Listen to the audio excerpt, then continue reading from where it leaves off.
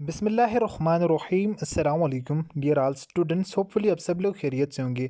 अच्छा dear students, आज के इस वीडियो में आप लोगों के साथ data entry and junior executive की पोस्ट के लिए जिन स्टूडेंट ने अप्लाई किए हुए, तो उनके लिए इंतहाई इंपॉर्टेंट वीडियो होने वाली है। आज की इस वीडियो में तमाम स्टूडेंट के एक्सपीरियंस, जो स्टूडेंट क्वेश्चन शेयर कर रहे हैं, वो तमाम तर आप लोगों के साथ में शेयर कर रहा हूँ, ताकि आप लोगों के पेपर में ये रिपीटेड क्वेश्चन हैं, बार बार पेपर में आ रहे हैं, ताकि आप लोगों का टेस्ट ईजिली क्लियर हो जाए। स्टूडेंट, फर्स्ट ऑफ ऑल आप लोगों ने वीडियो को लाइक कर देना है, और अगर चैनल पर फर्स्ट टाइम आए हैं तो प्लीज़ चैनल को सब्सक्राइब कर दें और साथ बेल आइकन के बटन को नोटिफिकेशन ऑल कर दें, ताकि आने वाली नेक्स्ट वीडियो की अपडेट सबसे पहले आप लोगों तक पहुंचती रहे।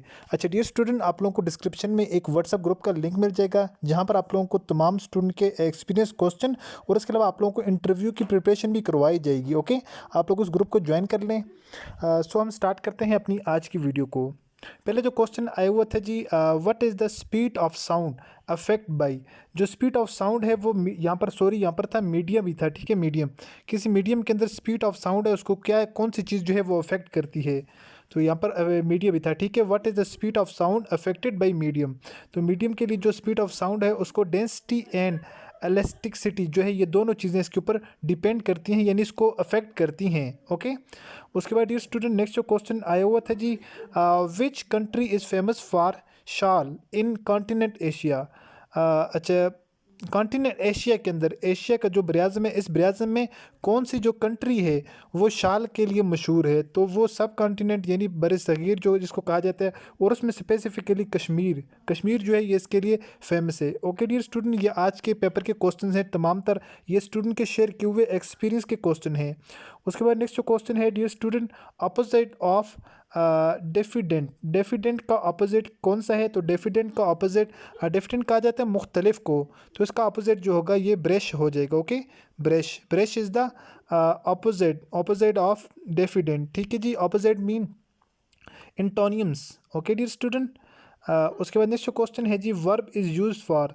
तो ये इंग्लिश का बेसिक सा क्वेश्चन आया हुआ था, वर्ब इज़ यूज्ड फॉर, तो वर्ब को जो है ये किसके लिए यूज़ किया जाता है, तो verb is used for describe what is the subject of sentence is doing, यानी जो सब्जेक्ट है, सेंटेंस का जो सब्जेक्ट है ये क्या कर रहा है, वर्ब इस चीज़ को एक्सप्लेन करता है। तो उसके बाद नेक्स्ट जो क्वेश्चन है डियर स्टूडेंट, उसके बाद नेक्स्ट क्वेश्चन था dear student, Chandler has been smoking for an hour. तो यहाँ पर हेल्पिंग वर्ब पूछा हुआ था कि इसमें हेल्पिंग वर्ब कौन सा है, तो हेल्पिंग वर्ब यहाँ पर है हैज़ बीन। हैज़ बीन यहाँ पर क्या यूज़ हो रहा है, हेल्पिंग वर्ब यहाँ पर ये यूज़ हो रहा है, और ये हेल्पिंग वर्ब जो है हैज़ बीन कौन सा है, present perfect continue. Present perfect continue के अंदर ये वाला हेल्पिंग वर्ब यूज़ हो रहा है, has been. Okay dear student, उसके बाद नेक्स्ट क्वेश्चन आया हुआ था इंग्लिश का, select the word which is spelled correctly, ठीक है। तो यहाँ पर बेनिफिट, बेनिफिटेड, बेनिफिटेड, तो बेनिफिटेड नन ऑफ दीज। तो डियर स्टूडेंट, यहाँ पर बेनिफिटेड का जो है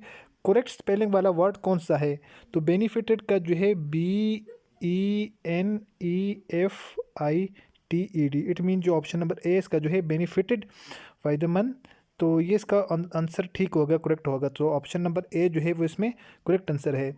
अच्छा डियर स्टूडेंट, अगर आप लोगों ने प्रॉपर टेस्ट की तैयारी करनी है, अगर आप लोगों के टेस्ट में कुछ दिन बाकी बचे हैं, या किसी वक्त भी आप लोगों को टेस्ट की प्रिपरेशन करनी है, तो आप लोग ये ऊपर दिए गए व्हाट्सअप नंबर के ऊपर कॉन्टैक्ट कर सकते हैं। यहाँ पर आप लोगों को कुछ मुनासिब सी फ़ी पे करनी होगी, उसमें आप लोगों को कंप्लीट टेस्ट की प्रिपरेशन और आपके इंटरव्यू की प्रिपरेशन भी करवाई जाएगी। उसके बाद डियर स्टूडेंट नेक्स्ट जो क्वेश्चन है हमारे पास, उसके बाद डियर स्टूडेंट नेक्स्ट जो क्वेश्चन है इंटोनियम्स ऑफ एक्सपेंड। तो इंटोनियम्स का मतलब होता है ऑपोजिट मीनिंग वाला, जबकि सिनोनियम्स का मतलब होता है सेम मीनिंग वाला। तो इंटोनियम्स ऑफ एक्सपेंड, एक्सपेंड के कहा जाता है फैला हुआ, ठीक है। एक्सपेंड का यहाँ पर आप लोगों ने इंटोनियम्स बताना था, तो एक्सपेंड का इंटोनियम्स हो जाएगा कंडेंस, ठीक है। कंडेंस जो है ये एक्सपेंड का इंटोनियम्स हो जाएगा। ये वाले क्वेश्चंस आए हुए थे पेपर के अंदर। उसके बाद नेक्स्ट जो क्वेश्चन आया हुआ था डियर स्टूडेंट, ये आप लोगों ने अरेंज करना था, arrange the word given below in A meaningful sequence. तो यहाँ पर ये वाला क्वेश्चन दिया हुआ था कि आप लोगों ने क्वेश्चन है इसको अरेंज करके आप लोगों ने लिखना है, ठीक है। Arrange the word given below in A meaningful sequence. पहले यहाँ पर की है, फिर डोर है, फिर लॉक है, फिर रूम है, फिर स्विच ऑन है। तो यहाँ पर हम अगर इसको प्रॉपर तरतीब में देखें, तो इसमें आई थिंक इस तरह करना होगा। इसको सबसे पहले हमारे पास की होगा, ठीक है, की होगा, फिर दूसरे नंबर के ऊपर आई थिंक लॉक होगा, फिर उसके बाद डोर होगा, फिर उसके बाद रूम होगा, फिर उसके बाद स्विच ऑन होगा, ठीक है। क्योंकि सबसे पहले हमारे पास चाबी होगी, हम चाबी से जो है वो ताला खोलेंगे, ताला जो है, फिर ताला खोलेंगे, उसके बाद हमारा डोर ओपन होगा, उसके बाद हमारा रूम ओपन होगा, उसके बाद हम स्विच ऑन करेंगे। ठीक है, तो इसमें जो तरतीब बन रही है अकॉर्डिंग टू मी, इसकी यही तरतीब बन रही है। ठीक है, ये स्टूडेंट ने शेयर किया है, but I don't know confirm कि इसको किस तरह करना है। ये वाला मेरे हिसाब से इस तरह ही होगा। ठीक है, फिर सबसे पहले हमारे पास की होगी, की से हम जो लॉक ओपन करेंगे, लॉक के बाद हमारे पास डोर ओपन होगा, डोर के बाद फिर रूम, फिर उसके बाद स्विच ऑन। यानी हमारे पास जो तरतीब होगी, सबसे पहले की कौन सा है, नंबर 1 होगा।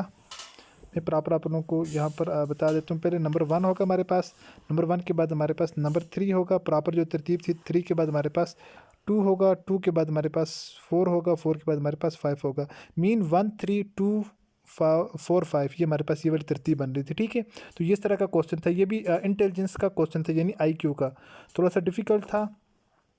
नेक्स्ट डियर स्टूडेंट, क्वेश्चन आया हुआ था which is not a planet, इनमें से कौन सा एक जो है वो प्लेनेट नहीं है। तो प्लूटो जो है ये प्लेनेट नहीं है। ओके डियर स्टूडेंट, उसके बाद नेक्स्ट जो क्वेश्चन था, the frog are amphibians actually and not a reptile. ठीक है, रेप्टाइल नहीं है बल्कि ये असल में एम्फेबियंस है। ठीक है, एम्फेबियंस कहा जाता है अभाबियों को। ठीक है, अभाबियों को कहा जाता है, ये एक्चुअली में अभाबियों में से है, ये रेप्टाइल नहीं है। ओके, उसके बाद नेक्स्ट जो क्वेश्चन था डियर स्टूडेंट, ये सीरीज़ दी हुई थी, कंप्लीट द सीरीज़। ये 7 था, उसके बाद 10, फिर 15, फिर 17, फिर 22। तो इसको किस तरह से कंप्लीट करना था, इसको पे सबसे पहले हम देख लेते हैं। हमारे पास सबसे पहले 7 है, 7 में अगर हम 3 ऐड करते हैं तो हमारे पास 10 आ जाते हैं। ठीक है, उसके बाद फिर पहले 3 ऐड किया हमने। ठीक है, यहाँ पर हम 3 लिख लेते हैं। उसके बाद 10 के बाद 15 है, तो उसके बाद 15, 10 के बाद 15 है तो यानी 5 ऐड कर दिया। 15 के बाद 17 है तो इसमें 2 ऐड कर दिया। 17 के बाद 22 है तो फिर इसमें 5 ऐड कर दिया। ओके, अच्छा जी स्टूडेंट, पहले 3 ऐड किया, फिर 5, फिर 2, फिर 5। अब इसमें 1 ऐड करना है फर्दर। ठीक है, पहले इसको डिक्रीजिंग करना है, पहले 3 को डिक्रीज़ किया, फिर 2 को डिक्रीज़ किया, अब आप लोगों ने 1 को डिक्रीज़ करना है। तो पहले जिस तरह ये 7 और 3 10 थे, उसके बाद 15। ठीक है, उसमें 5 इंक्रीज़ किए, फिर 2 डिक्रीज़ किए, 17, फिर 17 में 5 इंक्रीज़ किया। अब 21 में से अब आप लोगों ने फर्दर 1 डिक्रीज़ करना है। ठीक है, 21 में से हम अगर 1 डिक्रीज़ करेंगे तो हमारे पास बन जाएगा 21। ठीक है, 21 में फिर हम 5 ऐड करेंगे तो हमारे पास 26 बन जाएगा।